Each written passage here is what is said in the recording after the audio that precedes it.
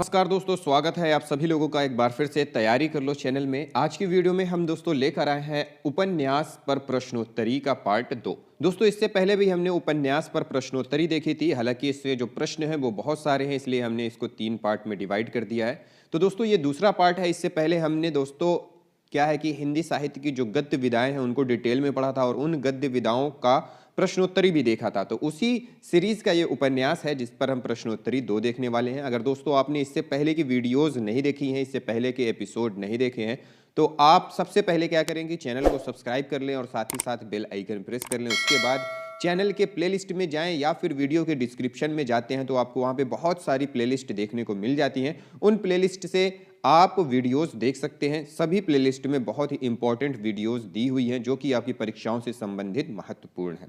तो चलिए शुरुआत करते हैं हम आज के प्रश्नोत्तर की। तो हमारा आज का जो पहला प्रश्न है वो है, आधा गांव उपन्यास निम्नलिखित में से किसका है? आधा गांव उपन्यास के रचनाकार का नाम बताना है। यहाँ पे ऑप्शंस दिए हुए हैं, मेहरुन्निसा परवेज, शानी, राही मासूम रजा, असगर, वजाहत। तो इनमें से कौन है? दोस्तों जो सही जवाब है वो है राही मासूम रजा। ठीक है, राही मासूम रजा का ये रचना है। फिर अगला प्रश्न है, टोपी शुक्ला किसका उपन्यास है? टोपी शुक्ला के रचनाकार कौन है, लेखक कौन है? ऑप्शन है श्रीलाल शुक्ल, राही मासूम रजा, मोहन राकेश या फिर मन्नू भंडारी। टोपी शुक्ला की बात हो रही है। तो दोस्तों टोपी शुक्ला के भी रचनाकार या उपन्यासकार राही मासूम रजा हैं। अगला प्रश्न है, इनमें से कौन सा आंचलिक उपन्यासकार है? आंचलिक उपन्यासकार निम्नलिखित में से कौन है? प्रेमचंद हैं, जयशंकर प्रसाद हैं, राही मासूम रजा हैं या फिर जैनेन्द्र कुमार हैं? तो इनमें से आंचलिक उपन्यासकार में नाम आता है राही मासूम रजा का। अगला प्रश्न है, निम्नलिखित में से ऐसा कौन सा उपन्यासकार है जो आंचलिक उपन्यासकार है? यशपाल, जैनेन्द्र कुमार, राही मासूम रजा या फिर अज्ञेय? तो सही उत्तर है दोस्तों राही मासूम रजा। ठीक है, राही मासूम रजा। फिर अगला प्रश्न है, देश विभाजन की त्रासदी किस उपन्यास में वर्णित है? नीचे कुछ उपन्यास दिए हुए हैं, इनमें से किस उपन्यास में वर्णित है? ऑप्शन दिया हुआ है राग दरबारी, गबन, झूठा सच, इन्हीं हथियारों से। सही उत्तर है ऑप्शन सी, झूठा सच उपन्यास में। अगला प्रश्न है, झूठा सच उपन्यास के लेखक कौन है? अज्ञेय, मुक्तिबोध, यशपाल, हजारी प्रसाद द्विवेदी। तो दोस्तों हमने डिटेल में जब पढ़ा था झूठा सच को, तो उसमें यहाँ पे बताया गया था कि कौन इसके रचनाकार हैं, कब ये प्रकाशित हुआ था, ये सारी चीजें हमने डिटेल में देखी थी। तो बताएं झूठा सच उपन्यास के लेखक कौन है? सही उत्तर है ऑप्शन सी, यशपाल। यशपाल का है झूठा सच। अगला प्रश्न है, इनमें से कौन सा उपन्यास यशपाल का नहीं है? दादा कामरेड, कब तक पुकारूं, दिव्या या फिर झूठा सच? तो दोस्तों जो यशपाल के जो नहीं है, यशपाल का जो नहीं है वो है ऑप्शन बी, कब तक पुकारूं। ये रांगे राघव का उपन्यास है। इसके अलावा जितने यहां पे हैं दादा कामरेड, दिव्या, झूठा सच, ये यशपाल के हैं। कब तक पुकारूं है रांगे राघव का। अगला प्रश्न है, सूरज किरण की छांव आंचलिक उपन्यास के लेखक कौन हैं? ऑप्शंस देखते हैं, राजेंद्र अवस्थी, शैलेश मटियानी, देवेंद्र सत्यार्थी या फिर उदय शंकर भट्ट? सही उत्तर है ऑप्शन ए, राजेंद्र अवस्थी। अगला प्रश्न है, निम्नलिखित में से कौन सा उपन्यास नागार्जुन का नहीं है? ऑप्शन है बलचनमा, रतिनाथ की चाची, वरुण के बेटे या फिर परिति परिकथा? तो सही उत्तर है ऑप्शन डी, परति परिकथा। ये नागार्जुन जी का नहीं है, बल्कि ये फणीश्वर नाथ रेणु जी का है। परती परिकथा फणीश्वर नाथ रेणु जी का है। प्रश्न है, सांप्रदायिक समस्या पर लिखा गया उपन्यास निम्नलिखित में से कौन सा है? ऑप्शंस दिया हुआ है, तमस, बलचनमा, अपने अपने अजनबी, बूंद और समुद्र। सही उत्तर है ऑप्शन ए, तमस। अगला प्रश्न है, निम्नलिखित रचनाओं में कौन सी ऐसी पुस्तक है जो भारत पाकिस्तान विभाजन को लेकर नहीं लिखी गई है? क्या पूछ रहा है? जो भारत और पाकिस्तान विभाजन पर नहीं लिखी गई है। ऑप्शंस देखते हैं, तमस, आधा गांव, कितने पाकिस्तान या फिर राग दरबारी। तो सही उत्तर है ऑप्शन डी, राग दरबारी। ठीक है, यह भारत पाकिस्तान विभाजन को लेकर नहीं लिखी गई है। फिर अगला प्रश्न है, निम्नलिखित में से किस उपन्यासकार का कथानक भारत पाकिस्तान विभाजन पर आधारित नहीं है? नीचे दिया हुआ है, झूठा सच, तमस, आधा गांव या फिर कर्मभूमि। तो सही उत्तर है प्रेमचंद द्वारा लिखा हुआ कर्मभूमि। फिर अगला प्रश्न है, इसमें क्या कर्मभूमि पे नगरीय जीवन की, नगरीय और ग्रामीण जीवन को आधार बनाकर लिखा गया है। फिर अगला प्रश्न है, पाप और पुण्य के चिरांतक नैतिक प्रश्न को किस उपन्यास में प्रस्तुत किया गया है? पाप और पुण्य के चिरंतन नैतिक प्रश्न को किस उपन्यास में प्रस्तुत किया गया है? उपन्यासों को देख लेते हैं, सामर्थ्य और सीमा, चित्रलेखा, भूले बिसरे चित्र, आखिरी दांव। तो सही उत्तर है यहां पे क्या? ऑप्शन बी, चित्रलेखा में। अगला प्रश्न है, चित्रलेखा किसकी औपन्यासिक कृति है? ऑप्शंस देखते हैं, किसकी है? भगवती चरण वर्मा, भगवती प्रसाद वाजपेयी, उदय शंकर भट्ट या फिर विष्णु प्रभाकर।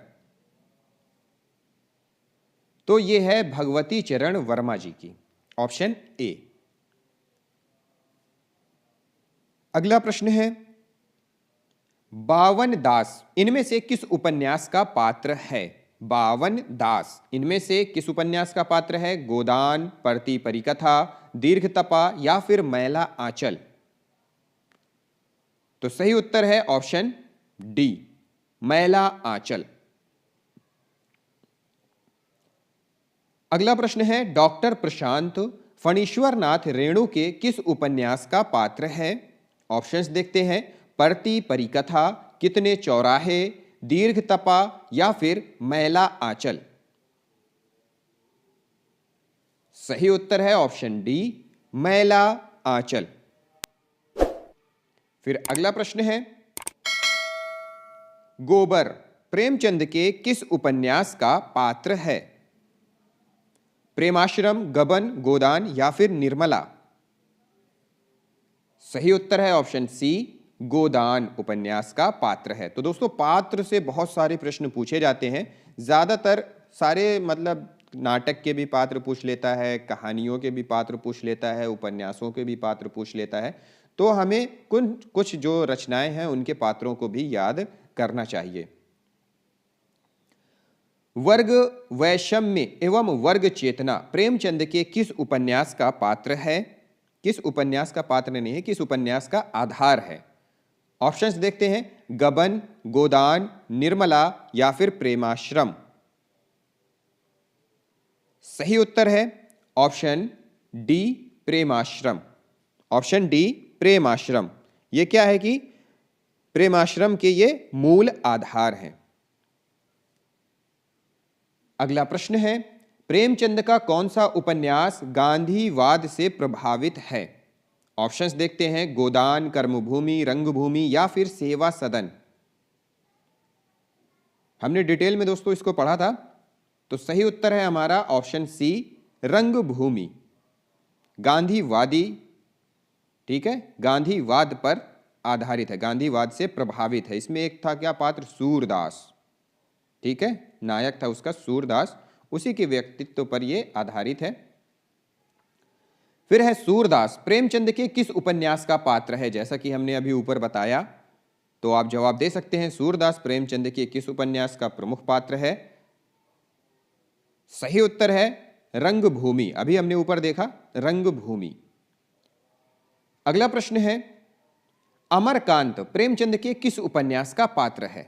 अमरकांत प्रेमचंद के किस उपन्यास का पात्र है। ऑप्शंस देख लेते हैं, रंगभूमि, कर्मभूमि, गबन या फिर सेवा सदन। सही उत्तर है ऑप्शन बी, कर्मभूमि। अगला प्रश्न है जालपा हिंदी के किस प्रसिद्ध उपन्यास की पात्रा है। प्रेमाश्रम, सेवा सदन, गबन या फिर परीक्षा गुरु। सही उत्तर है ऑप्शन सी, गबन। तो दोस्तों हमने बहुत सारे इसमें पात्र और क्या कहते हैं कि किस उपन्यास के पात्र हैं, ये सारी चीज़ें हमने जो हमारी डिटेल में वीडियो थी उसमें देखा था। अगर आपने नहीं देखा है तो आप डिटेल वाली वीडियो देखें ताकि आपका ये जो डाउट है, ये जो क्वेश्चंस हैं वो सॉल्व हो जाएं, डाउट भी आपका क्लियर हो जाए। अगला प्रश्न है चौगाने हस्ती नामक उर्दू उपन्यास प्रेमचंद ने हिंदी में किस नाम से लिखा है। ऑप्शंस देखते हैं, रंगभूमि, कर्मभूमि, गबन या फिर गोदान। सही उत्तर है ऑप्शन ए, रंगभूमि।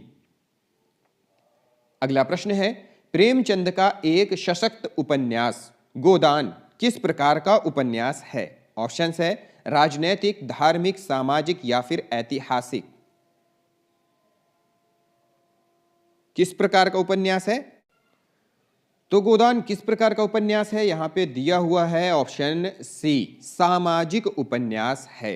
अगला प्रश्न है निम्नलिखित उपन्यासों में प्रेमचंद का अंतिम उपन्यास कौन सा है। ऑप्शंस दिया हुआ है, सेवा सदन, निर्मला, प्रेमाश्रम या फिर गोदान। सही उत्तर है अंतिम उपन्यास पूछ रहा है गोदान।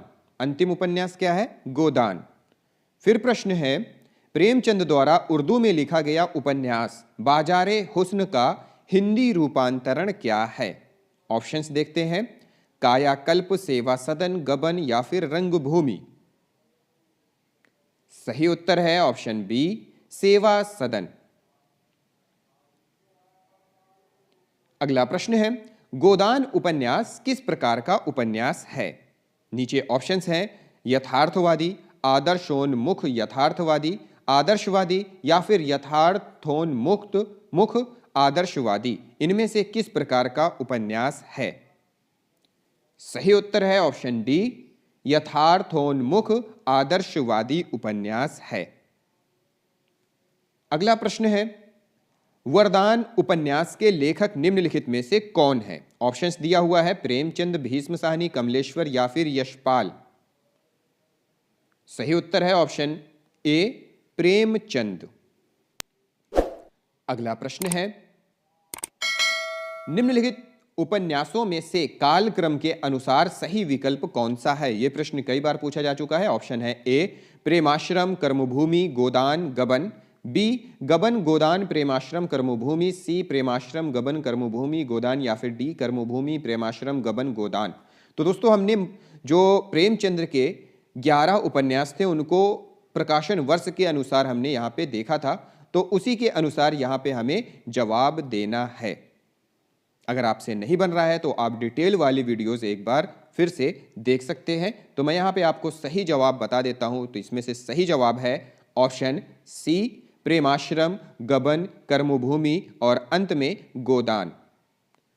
ठीक है, प्रेमाश्रम की अगर बात करें तो 1922 है। इसके बाद दिया हुआ है क्या, गबन, गबन का 1931 है। फिर दिया हुआ है कर्मभूमि 1932 और गोदान 1936 ईस्वी, जो कि गोदान प्रेमचंद जी का अंतिम उपन्यास है।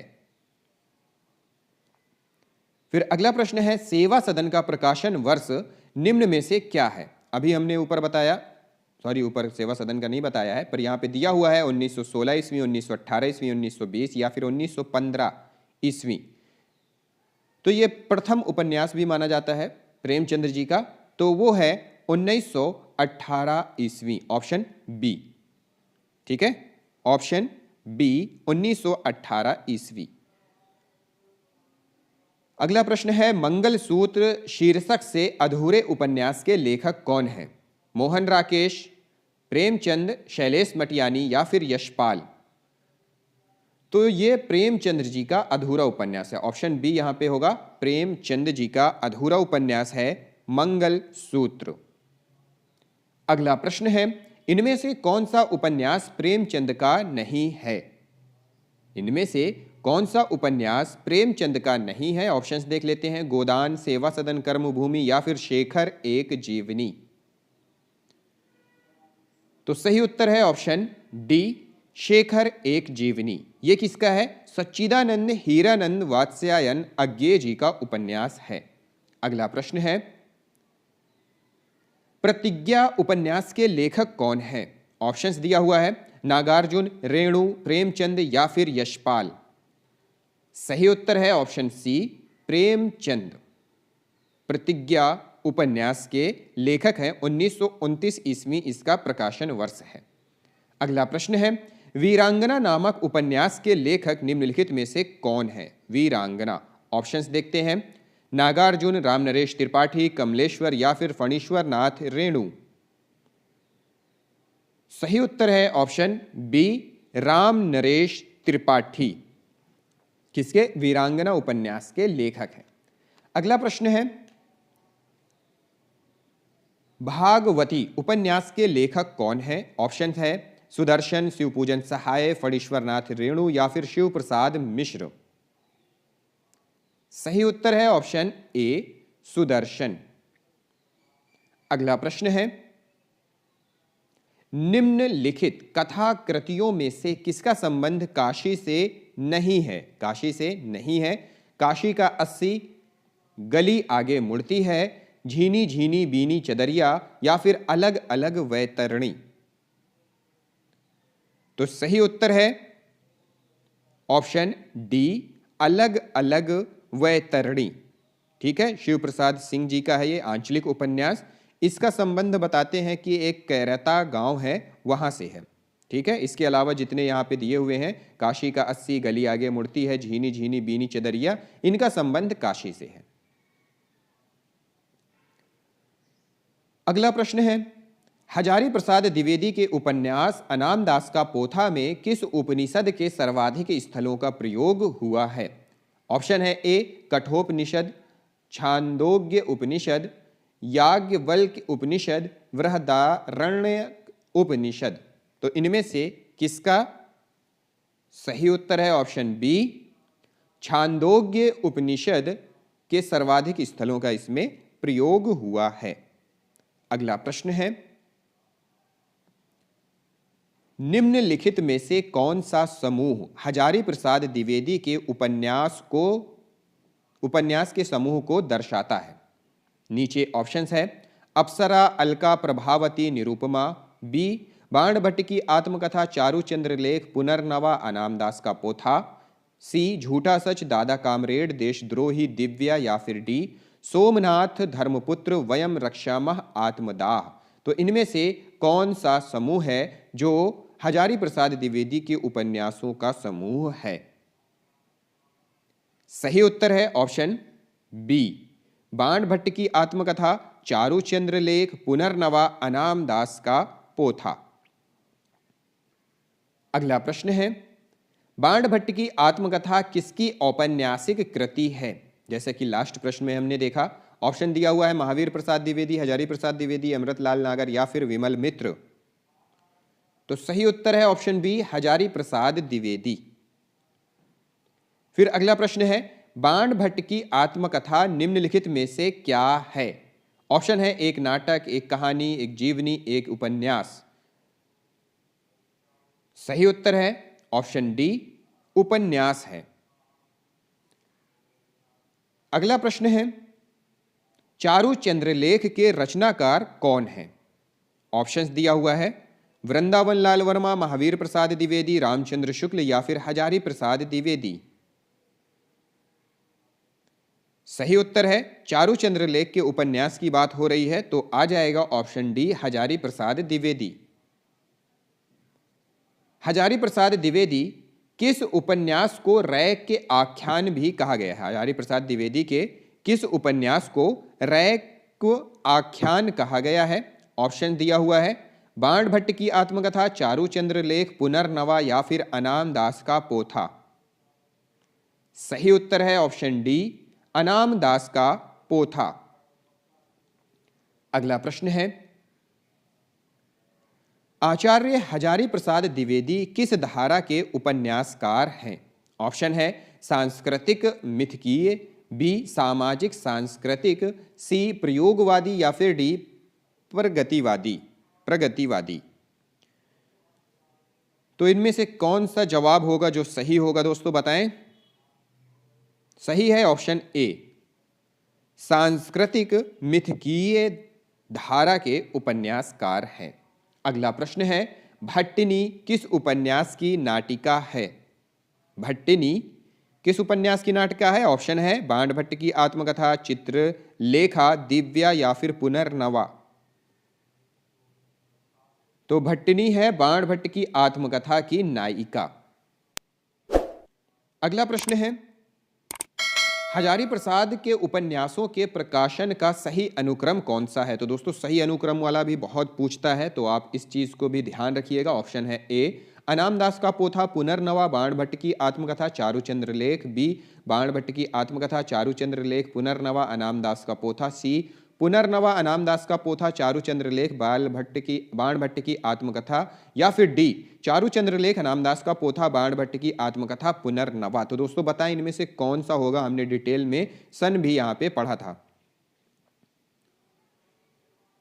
सही उत्तर है ऑप्शन बी, बाण भट्ट की आत्मकथा, चारूचंद्र लेख, पुनर्नवा और अनाम दास का पोथा। अगर सन की बात करें तो बाण भट्ट की आत्मकथा 1943, चारूचंद्र लेख 1963, पुनर्नवा 1973 और अनाम दास का पोथा 1973। अगला प्रश्न है, पंडित किशोरीलाल गोस्वामी का निम्नलिखित में से कौन सा उपन्यास नहीं है?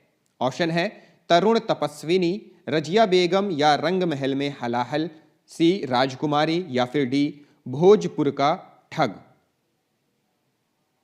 तो सही उत्तर है ऑप्शन डी भोजपुर का ठग। भोजपुर का ठग किसका है? गोस्वामी जी का नहीं है, बल्कि यह किसका है? गहमरी, गोपाल राम गहमरी जी का यह उपन्यास है। अगला प्रश्न है, लौंग लता किस विधा की रचना है? ऑप्शंस दिया हुआ है, उपन्यास, नाटक, कहानी या फिर जीवनी। तो सही उत्तर है ऑप्शन ए, उपन्यास। अगला प्रश्न है, रजिया बेगम किसकी रचना है? ऑप्शंस देखते हैं, गोपाल राम गहमरी, किशोरीलाल गोस्वामी, मृदुला गर्ग या फिर ऊषा प्रियमवदा। तो रजिया बेगम जो है ना, वो किशोरीलाल गोस्वामी जी का उपन्यास है। अगला प्रश्न है, प्रसाद द्वारा रचित इरावती कैसा उपन्यास है? ऑप्शन ए सामाजिक, ऐतिहासिक, पौराणिक या फिर यथार्थवादी। इरावती के बारे में पूछ रहा है, तो इरावती ऐतिहासिक उपन्यास है, ऑप्शन बी। अगला प्रश्न है, जयशंकर प्रसाद के अधूरे उपन्यास का नाम क्या है? मंगलसूत्र, तितली, इरावती, कंकाल। तो दोस्तों इससे पहले हमने देखा था शुरुआत में कि मंगलसूत्र है जो कि जयशंकर प्रसाद का एक अधूरा उपन्यास है। सॉरी, मंगलसूत्र उनका नहीं है, प्रेमचंद्र जी का है, मुंशी प्रेमचंद्र का है, बल्कि ये इनका क्या है? जयशंकर प्रसाद जी का सी है, इरावती। इरावती इनका अधूरा उपन्यास है। फिर अगला प्रश्न देखिए, कंफ्यूजन हो गया ना मंगलसूत्र और इरावती में, तो ये चीजें आपको ध्यान में रखनी है। फिर अगला प्रश्न है, कंकाल एक तरह से पाप और पुण्य की समस्या का उपन्यास है। इस कथन के समकक्ष जयशंकर प्रसाद के बाद निम्नलिखित में से किस उपन्यासकार में इस समस्या को मुख्य रूप से उठाया गया है? तो ऑप्शंस देखते हैं, किस उपन्यास में? गोदान, अमृत और विष, नदी के द्वीप या फिर चित्रलेखा। तो सही उत्तर है ऑप्शन डी, चित्रलेखा। ऐतिहासिक पृष्ठभूमि में लिखा गया है ये चित्रलेखा। फिर अगला प्रश्न है, निम्नलिखित में से मनोवैज्ञानिक उपन्यासकार किसे कहा जा सकता है? ऑप्शंस दिया हुआ है, इलाचंद्र जोशी, जैनेन्द्र अज्ञे या फिर ये सभी। तो दोस्तों ये सभी होगा, ऑप्शन डी, क्योंकि इलाचंद्र जोशी, जैनेन्द्र और अज्ञे जी क्या है? मनोवैज्ञानिक उपन्यासकार में आते हैं, मनोवैज्ञानिक उपन्यासकार माने जाते हैं। अगला प्रश्न है, हिंदी में निम्नलिखित में से किसको मनोविश्लेषणवादी लोकत्रय के रूप में प्रसिद्धि प्राप्त है? तो यहां पे दिया हुआ है option A Jainendra Ilachandra Joshi Agyeya, B Ilachandra Joshi Agyeya Yashraj, C Jainendra Agyeya Devraj या फिर डी जैनेन्द्र इलाचंद्र जोशी देवराज। तो इनमें से कौन सा ऑप्शन सही होगा? तो सही जो है वो है ऑप्शन ए जैनेन्द्र इलाचंद्र जोशी और अज्ञे, इन्हें मनोविश्लेषणवादी लेखक त्रय के रूप में प्रसिद्धि प्राप्त है। अगला प्रश्न है, जहाज का पंछी किस प्रकार का उपन्यास है?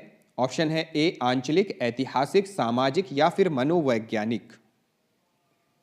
तो सही उत्तर है ऑप्शन डी मनोवैज्ञानिक।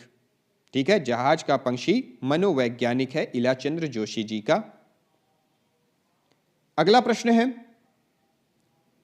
सन्यासी किसकी कृति है? ऑप्शंस दिया हुआ है, यशपाल, नागार्जुन, निराला, इलाचंद्र जोशी। तो सही उत्तर है ऑप्शन डी इलाचंद्र जोशी। अगला प्रश्न है, गुलाम मंडी उपन्यास की लेखिका निम्नलिखित में से कौन है? ऑप्शन है ए मैत्रेयी पुष्पा, बी मृदुला गर्ग, सी मऊहा मांझी या फिर डी निर्मला भुराड़िया। तो कौन होगा दोस्तों? तो सही उत्तर जो है वो है ऑप्शन डी निर्मला भुराड़िया। अगला प्रश्न है, दीवार में एक खिड़की रहती थी उपन्यास की रचना किसने की है? दीवार में एक खिड़की रहती थी, यह उपन्यास किसका है? ऑप्शन है गिरिराज किशोर, काशीनाथ सिंह, अरुण कमल या फिर विनोद कुमार। तो सही उत्तर है ऑप्शन डी विनोद कुमार शुक्ल की रचना है, शुक्ल का यह उपन्यास है। अगला प्रश्न है, हिंदी जासूसी व तिलस्मी उपन्यासों का श्री गणेश करने का श्रेय किसे जाता है?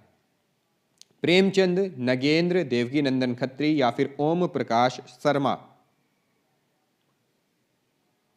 सही उत्तर है ऑप्शन सी देवकी नंदन खत्री को जासूसी व तिलस्मी उपन्यासों का श्री गणेश करने का श्रेय जाता है। अगला प्रश्न है, भूतनाथ उपन्यास के रचनाकार कौन है? ऑप्शन ए राधा कृष्णदास, यशपाल, देवकी नंदन खत्री या फिर अज्ञे।